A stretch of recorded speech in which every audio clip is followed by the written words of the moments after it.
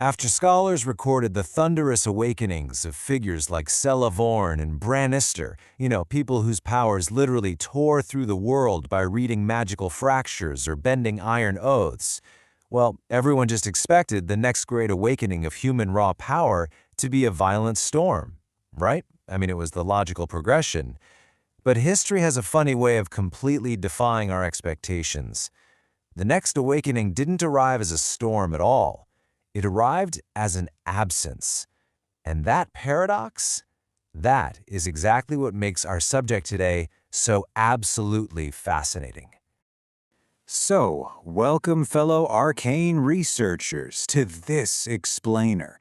Today, we're documenting a profoundly unique historical, clinical, and technical anomaly. We are diving deep into the life and power of a man named Nadir Kel. He's a figure whose unique abilities didn't conquer with raw kinetic force, but instead brought the world's most terrifying magics to a dead, silent stop. Okay, let's jump right into this. Here's our roadmap for today's analysis. We'll start with his origins in Ver Hollow, then unpack the mechanics of the dead interval. After that, we'll look at disrupting demonic authority, followed by holy and natural intersections, his impact on the awakened, and finally, the cost of perfect silence. Starting with Section 1, Origins in Ver Hollow, and his role as the Resonance Keeper. To truly understand an anomaly like this, we've got to establish its baseline. Nadir wasn't born into arcane royalty, and he certainly wasn't raised in some sacred grove. He was an everyday working man in Ver Hollow. Now, if you're not familiar, Ver Hollow was a subterranean city built deep under black cliffs, a place where miners frankly trusted stone a whole lot more than they trusted kings. And Nadir worked there as a resonance keeper. He was raised by his grandmother, who made her living repairing cracked bells with river clay, and from her, Nadir learned early on that sound is never just sound. It's a tool. His literal job was to listen to the city's warning bells to make sure their sounds could still carry through the tunnels after cave-ins or floods. It's kind of fascinating when you think about it. Long before he ever manifested any magical power, Nadir was already developing this incredibly unique brand of courage. He didn't fight noise with louder noise. He learned to listen to the hollows inside the noise to detect environmental dangers. He'd just wait until the noise revealed the hollow inside itself, and then he'd let the truth fall through. And that specific, highly tuned skill set? That set the stage for the inciting incident of his awakening. You see, the demonic crowns eventually reached Ver Hollow, but they didn't come with a marching army. They slipped in through a merchant selling what he called miracle metal. This metal was smooth, black, and highly obedient. But, in reality, it was essentially a demonic crown masquerading as a bell. So one night, a demonic command moved straight through this metal and into the city's warning system. Without any ropes being pulled, the bells began to ring. Down in the lower tunnels, possessed miners suddenly stopped breathing in unison. Their eyes glassed over, and they lifted their pickaxes completely simultaneously. Realizing what was happening, Nadir ran straight to the bell tower and placed his bare hands on the largest bell, the Mourner of Ver. He didn't strike it. He just listened. He listened until the command tried to enter his own chest. And right then, something remarkably raw and human answered from beneath his ribs. For one impossible breath, every single sound in Ver Hollow felt completely flat. The command was broken. Moving on to Section 2, Mechanics of the Dead Interval, or what we like to call a missing step. So, as researchers, we have to ask, what exactly happened in that bell tower? When we look closely at the historical records, Nadir isn't simply creating a wall of silence. No, silence is just the surface symptom. The core definition of the dead interval is that it's a narrow pause in the relationship between force and obedience. Think of it as an interruption. It's not a shield you hold up. It's more like a missing step on a staircase. When power rushes forward, fully expecting to seamlessly connect an order to a physical action, it just hits this missing step. The interval literally forces power to pause, instantly disrupting any entity that tries to move without self-examination. And you have to notice the sheer physical contrast here. Standard magical manifestations, they are highly kinetic. We're talking glowing eyes, burning sigils branding the skin, sparks violently rising into the air, the whole shebang. But Nadir's phenomenon is the exact opposite. Witnesses who stood near him described it as a solemn lowering. The air didn't get cold or dark, but any false light seemed almost embarrassed. Flames would physically bow low. The only visible sign that power was being used was heavy dust falling faster and straighter than it naturally should, and sparks descending to the ground instead of rising up. It was this intense pressure that forced the world toward its own center. It completely lacked the dramatic, kinetic flair we associate with typical magic. Let's look at Section 3. Disrupting demonic authority, specifically the anatomy of a broken command. Having established those mechanics, let's look at a specific historical encounter to see how this fundamentally dismantled demonic domination in practice. In a refugee settlement, there was a demonic envoy known as the Glass Marquis. He attempted to enslave an entire crowd using a single word that carried 1,000 invisible binding hands. He just smiled and gave the command, "Kneel." But Nadir stepped forward and opened the dead interval precisely inside the word itself. Let's track the exact timeline of this. Step 1, the command, "Kneel," is issued. Step 2, the dead interval intercepts it midair. Step 3, the word physically truncates. Kneel just becomes an unfinished "n." And finally, step 4, the intention is severed entirely and fails to find a body to bind. The refugees retained total control of their own knees. Now, why does this absolutely terrify the demonic crowns? Well, demonic power relies entirely on the grand illusion of inevitability. It's the lie that the victim always deserved to fall, that the command is just too strong to ever resist. Nadir's pause completely shatters that illusion.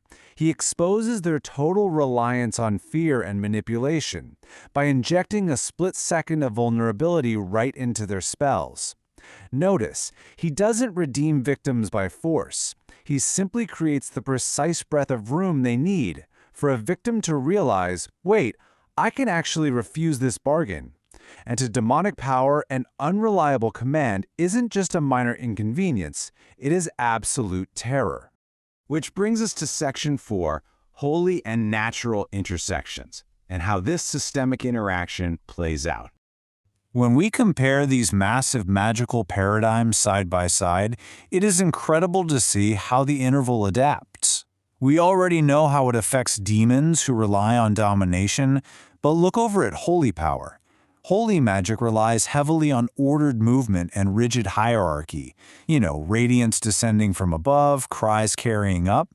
When Nadir's silence touches that, it forces the entire hierarchy to pause and ask whether those beneath it are truly consenting, or if they're merely obeying out of awe.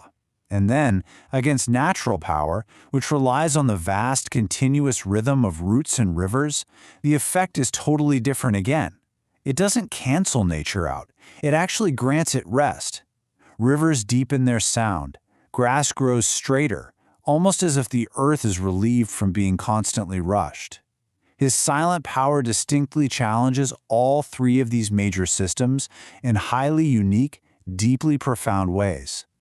That specific dynamic with holy power is perfectly illustrated by the visit of the angel Valsereth.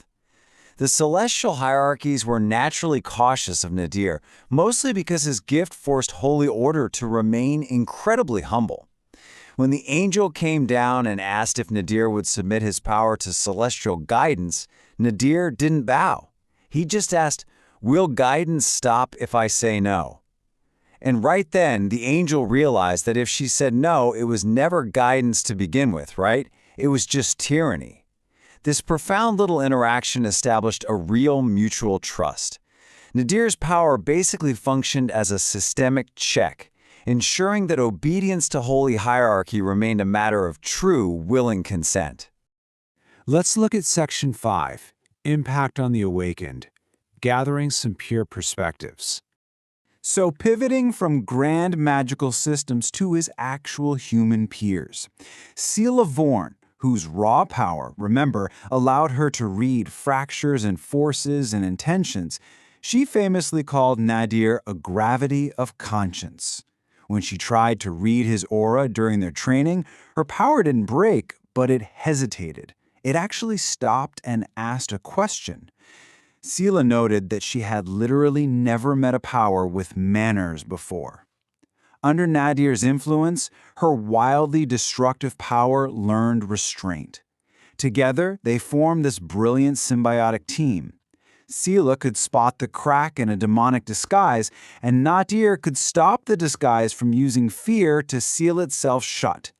This allowed them to pull off rescues without turning every single encounter into a leveled city block. And then, of course, we have Brann Ister. Now, Brann's power was all about brutal momentum and massive kinetic impact, so naturally, he didn't trust Nadir at first. Brann only trusted what could be struck. But one day, when Brann aggressively split the earth toward Nadir during a heated argument, Nadir just opened the dead interval, and all that kinetic force brought to a dead, sudden stop.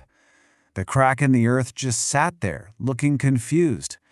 Brann realized right then that Nadir hadn't overpowered him. He had merely interrupted the fundamental assumption that power must always finish what it begins.